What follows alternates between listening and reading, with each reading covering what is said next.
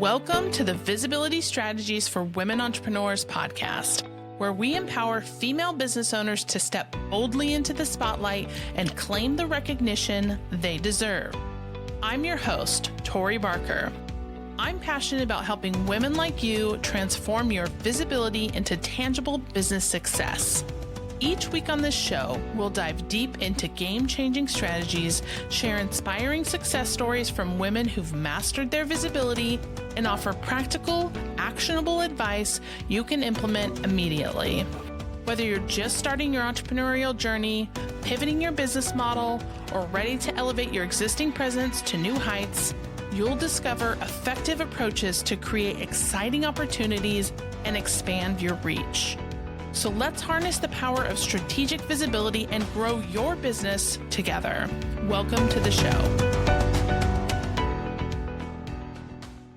What does it really mean to build a business that fits the life you want?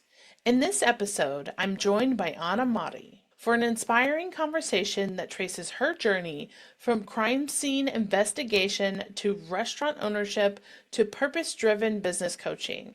We unpack the power of curiosity, the mindset shifts that fuel growth, and how to move from overwhelm to clarity. If you're ready to reconnect with your why and take the next step with intention, you'll love this episode. Let's dive in. Hi, everyone. Thanks so much for joining us again today. I am here with Anamarie, and I am so excited for her to tell her story and us to jump into this conversation. How are you doing today? I'm doing well. Thank you so much. Excited to be here. Yeah, so we talked a little bit before we started recording, and I'm excited to hear your story. So why don't you tell us a little bit about your journey that got you to where you are today? Okay, well, my journey really Where started. do I begin, Right? right? I know. It's like, this is so hard. Actually, long story short, I went to college out of high school. I thought I wanted to be a forensic technician. It was a really fun job investigating crime scenes until I had two babies and didn't want to be out in the middle of the night. So I bought my first business and in my 20s, and that basically started my journey of entrepreneurship. I bought the business with the intention of going back to school to become a teacher so I could teach forensics and science in a classroom. But I saw the business as an opportunity to flip, to basically revamp and do it in a short period of time while I could go to school and still be a mom full time and do all the things. And it worked. I made a lot of mistakes in that first business. It was a rough journey. There was a lot of tears. But at the end of the day, it turned into being probably it was the first experience that I realized like I could do it and built a lot of confidence. Long story short, went into teaching, loved teaching, and then a big life move for my husband's career. Actually, we moved to a different city.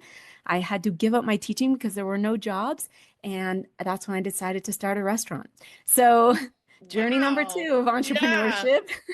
Yeah. And long story short, I almost a decade later, my husband retired. We realized we wanted a lot of flexibility. When you own a restaurant, it's hard to have a lot of flexibility if you want to do it the way that we wanted to do it, which was to really, have that vision come to life every day and be a part of that. And so I sold the restaurant 2 years ago, and I got bored after a year and decided I think I'm ready for another business. So here we are. I think one of the important things in your story is that you didn't give up, right? Like after the first business became a challenge, I wouldn't say failure, right? Like obviously I don't know anything about the business, but like some people say like, oh, my first business failed or stuff like that. But what I hear is resilience and not giving up. So talk about like those moments when you were like, okay, I'm ready for something new. Like you weren't deterred by the first situation. Talk about that a little bit. So I think what I really learned is, so that business we ended up selling it, and it was actually profitable, and it ended up paying for my education to get a master's. But what I really learned is that first year was so hard, and man, I wanted to give up so many times because I realized I didn't even know what I wasn't doing, let alone know what I was doing. And so I think you're right. It was like that moment of like, okay, well, I have two choices. I can either keep pushing through and learn and learn and learn until I figure this out, or I can give up. But if I don't figure out, or if I don't try the first, which is to like really keep learning and take every failure as just like a trial to try and do it better, I would have never realized what was on the other side of that hill. Absolutely. And I think the other thing, which you talk a lot about in your marketing that I've seen, is curiosity. And so, how has that curiosity shaped the way that you build your businesses and navigate the change that you have in front of you? I think curiosity is the biggest untapped secret that we all forgot that we had within us. Because, right, we grow up as kids like being super curious and asking a lot of questions. And then somewhere along the way, like we forget to keep asking those questions. And what I really have found in life is that every time there's struggle or a problem in business, it's like if you just ask 5 layers down, just keep asking the layer, the next layer, the next layer, you get to the solution Yeah. simply by like asking those questions and continually being curious. And it's crazy because to me, I feel like curiosity is like the one thing that we overcome overthinking. We become confident because we're actually like in action problem solving question by question. And so it's like a cheap, really, solution that we have within us, but we forget to use it. Yeah, it's like people always say, and coaches will always tell you, like, the answer is inside of you. You know what to do. You just have to, like, pull it out or let yourself, find the answer, get quiet, right? Listen to yourself. So it's always that, thing that just curiosity or intuition, any of those types of things, you have to just lean into internally, hearing and trusting yourself. It's true. Yes, I agree so much. So, the business that you have right now, tell us a little bit about that because that is, like you've said, it's almost like full circle from where you started your first business and then teaching and, all the things that you've learned along the way. How do you use that to help the businesses that you're working with and coaching right now? So I think so first of all, the teaching part. So I have this huge philosophy that like we are surrounded by mentors, role models, sponsors, and or like teachers. We don't even know it sometimes. And part of like why I feel like my coaching is a little bit different is because the teaching aspect in me is always like figuring out how do you break something down that seems so complex and complicated or overwhelming into these like simple, manageable steps so that Yeah. the end outcome is actually achieved. And so learning that through teaching and through like building curriculum. I mean, here's the thing. I used to teach kids science in high school. They thought they hated science. And literally on day one, I'd be like, oh no, you think you hate science. By the end of this year, you're going to love science, right? Because Yeah. it's like trying to tap into like how to get people to understand something that seems so complex. And really business is a lot the same because I think what tends to happen is like a lot of times as solopreneurs especially or founders, we get caught up in all the things that we have to do and where we're going, and sometimes we have role models or maybe mentors, but they're like so many steps ahead of us that it's like, Yeah. okay, that's wonderful, but how do I get from where I am today to where I want to be, and Yeah. what does that look like? And so I feel like in coaching it's like so much of it is teaching and mentoring, but it's also just like guiding people because, again, it's like through curiosity, through just like intuition, and through knowing what you really want in your life, and then Yeah. helping somebody like reverse engineer that into baby steps so that they gain momentum to Yeah. get to that end goal. Yeah. And I think this aligns with what you're talking about, but in your business, you have a business accelerator. Is that part of the process that you use to help break down that step by step? It is. So there's basically four components to that, to the business accelerator. And the very first one is really getting aligned with what are your actual goals? What do you really want? Why are you even doing this? And who are you serving? Like, let's just Yeah. really nail that down. And then it's exactly, we reverse engineer where you want to be and where you are right now. And the three pillars that are basically that come next are all focused around setting up really good foundations and systems, understanding finances in a very simplistic way. So that way you can just really honestly push your business exactly to where you want it to go. And then the third part is like leadership. And sometimes that's like leadership of yourself. And then also Yeah. how you lead your business and lead others that are on your team within your business. Because I think sometimes we think that we have to show up as a certain person and we forget ourselves along the way, or Our yeah, who authentic selves. exactly. And it's so Yeah. crazy because people want to be led by real people at the end of the Yeah. day. Yeah. It's so funny when I was looking at your business accelerator, it reminded me of my visibility strategy.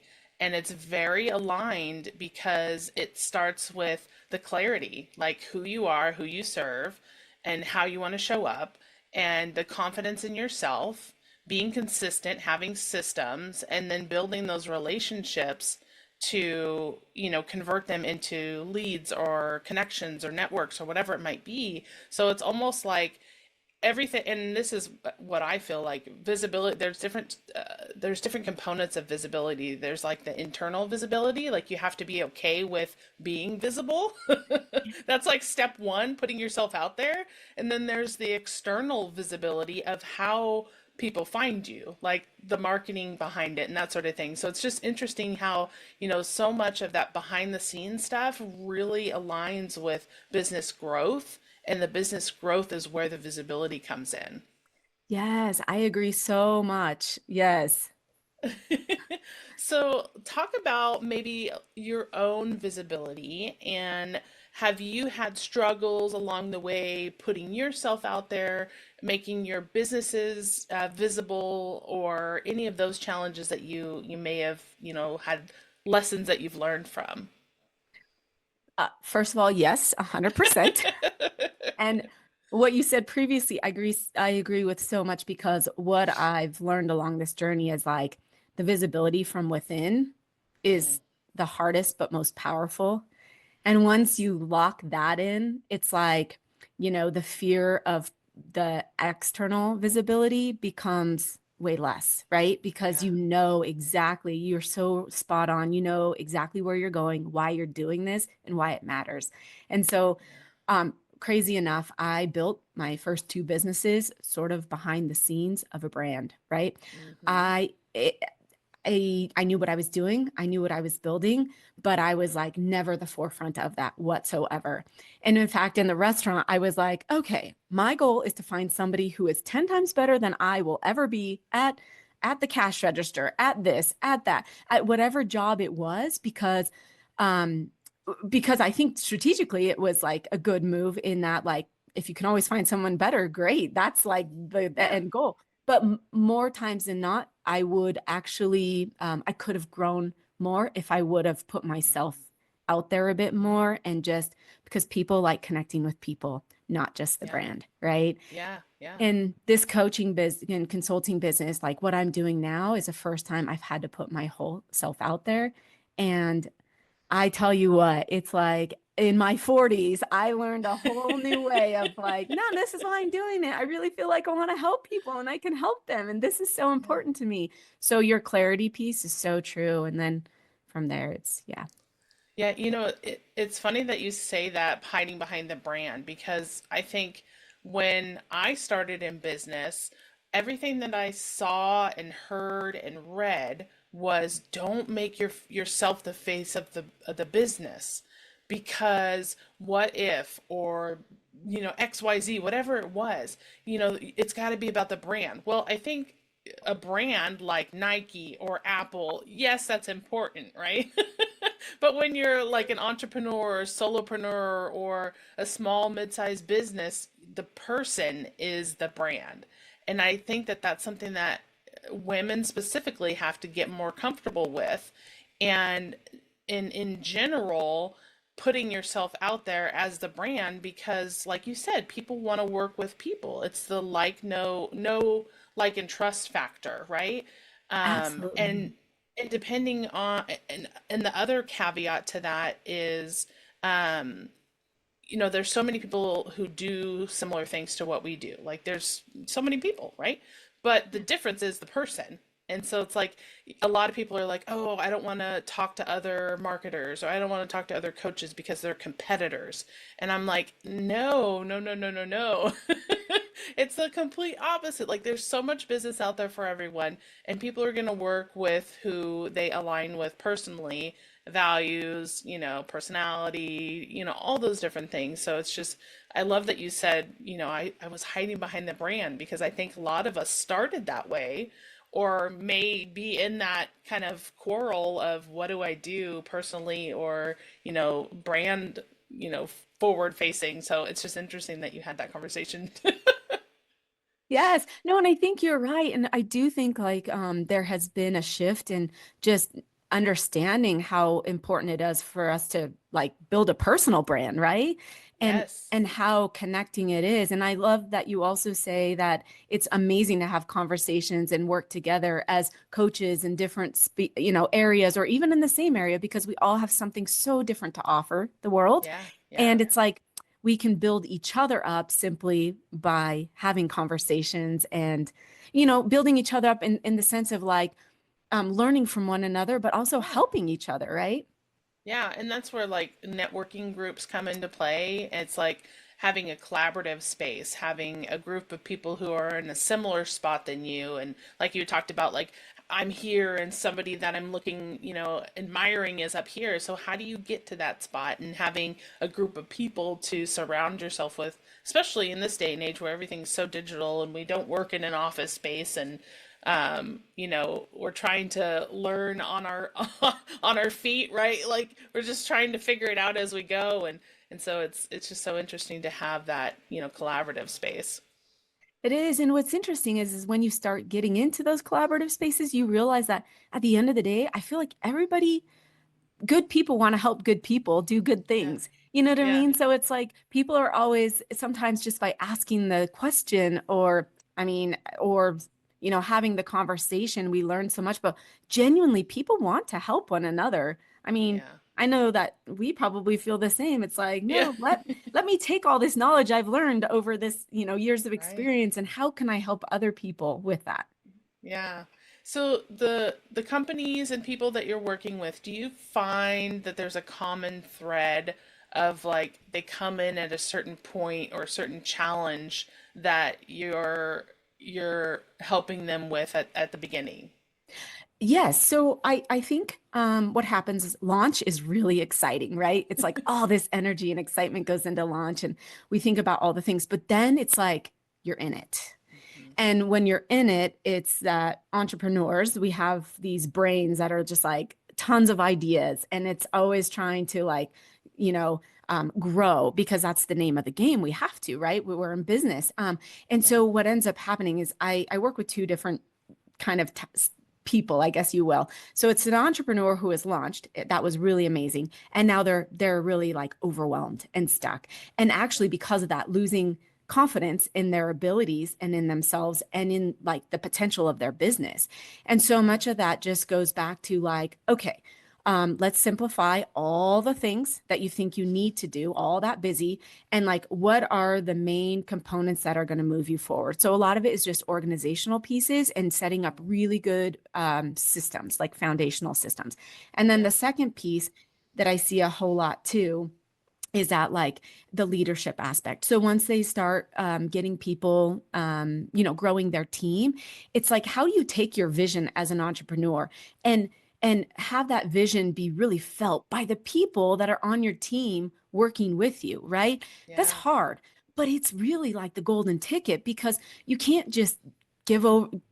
It's like you can't just your ownership and the vision that you have isn't just going to be absorbed by people because they've been a part of your team. It's like this Yeah. constant, yeah, effort that it takes. And it's almost like in these, in the conversation or these very quiet ways that we can do that.